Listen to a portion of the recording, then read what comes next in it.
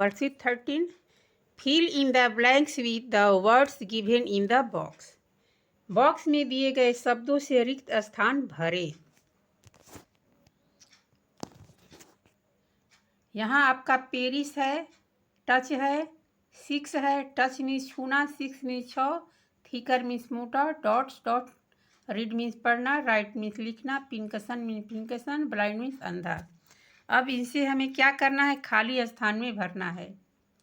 Louis Braille became blind after a sharp tool pierced his eye. एक नुकीले औजार से आंख में चोट लगने के बाद लुई ब्रेल अंधे हो गए थे।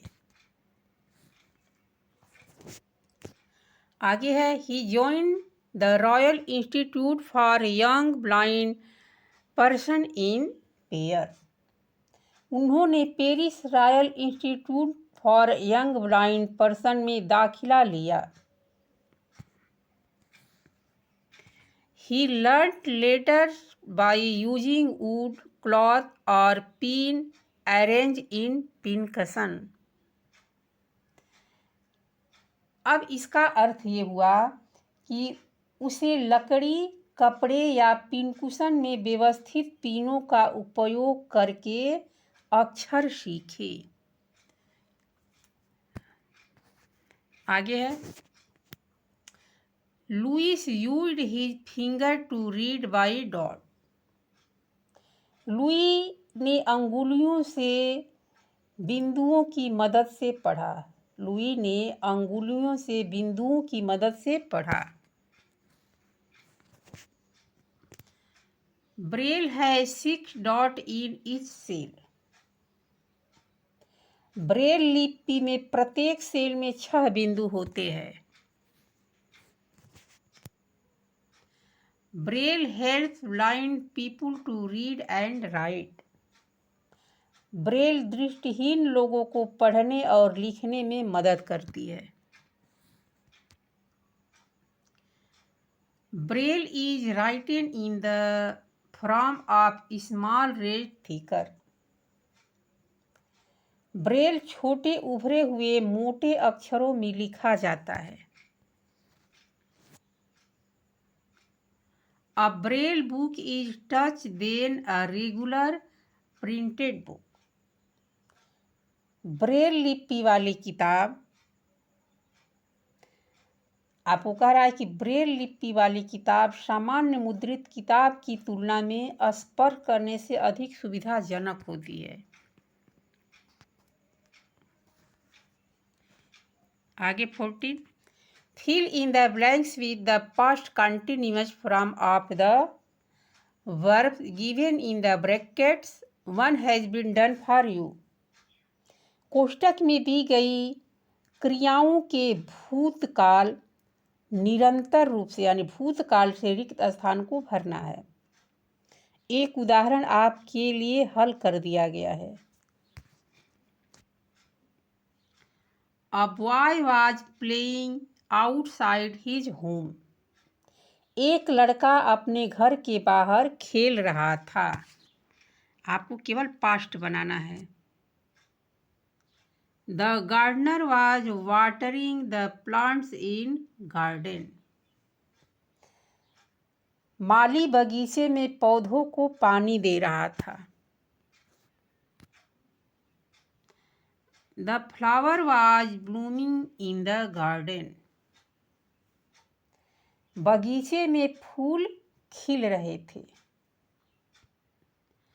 Yesterday I was reading the book you gave me on my birthday. मैं यह किताब पढ़ रहा था जो तुमने मेरे जन्मदिन पर दी थी। The duckling were swimming in the pond. बत्तख के बच्चे तालाब में तैर रहे थे। यहाँ स्विमिंग आपको दिख रहा है SWIMMING। यहाँ स्विमिंग क्या है? यहाँ स्विमिंग है SWIMMING। Ritu was watching TV when I called her.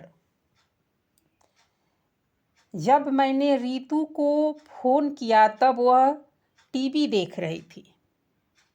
When the children were doing their homework, the lights went out. जब बच्चे अपना होमवर्क कर रहे थे तब बत्तियां चली गई थी, यानी बिजली चली गई थी. The dogs were barking all night. कुत्ते रात भर भौंकते रहे.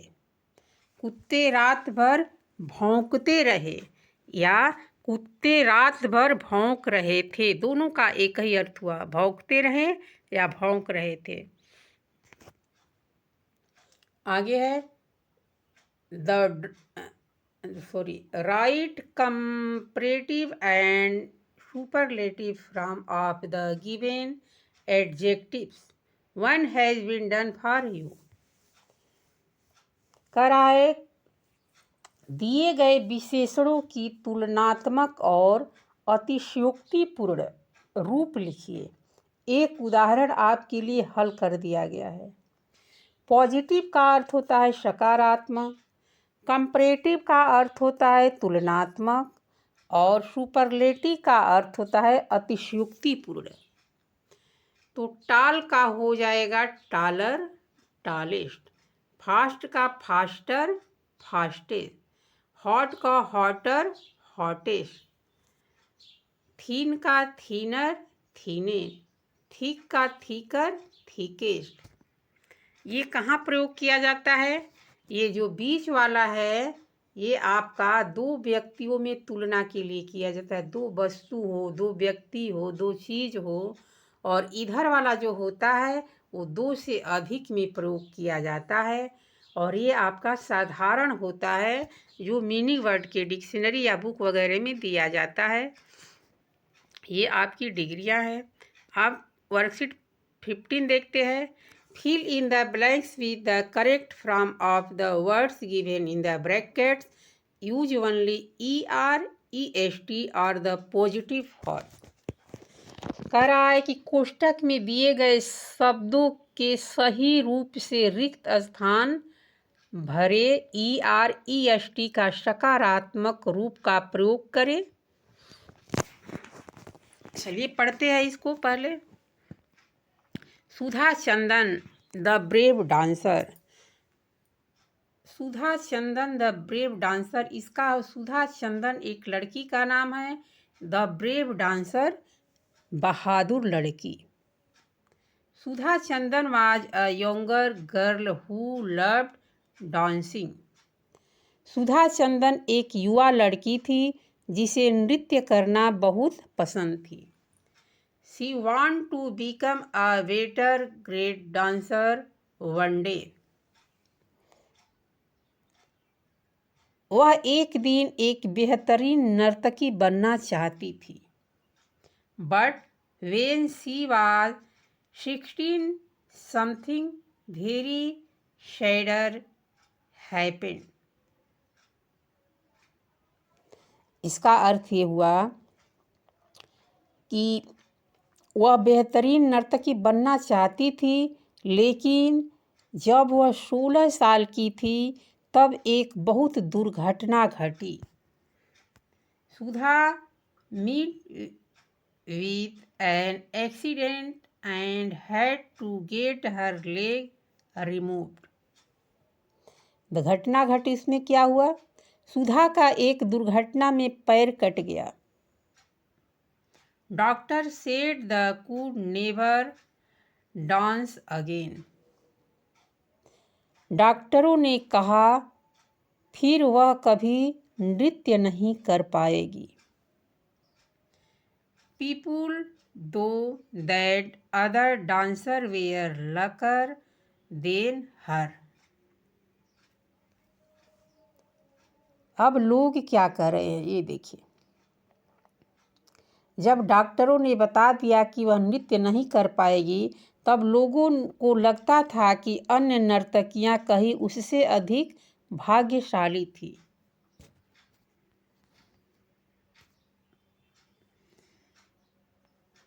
सुधा वाज ब्रेव देन अदर। सुधा दूसरों से अधिक साहसी थी। She got an artificial leg and started walking again.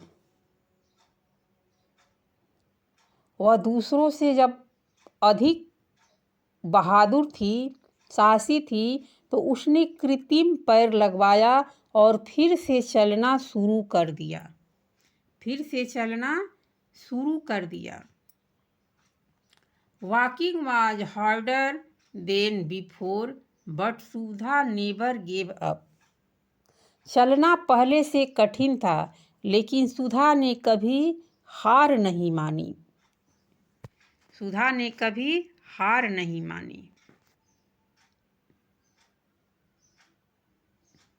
She start practicing dance again. उसने फिर से नृत्य का अभ्यास शुरू कर दिया। She practice every day. वह हर दिन और अधिक मजबूत और तेज होती गई। हर दिन अधिक और तेज मजबूत होती गई। She became the braver dancer of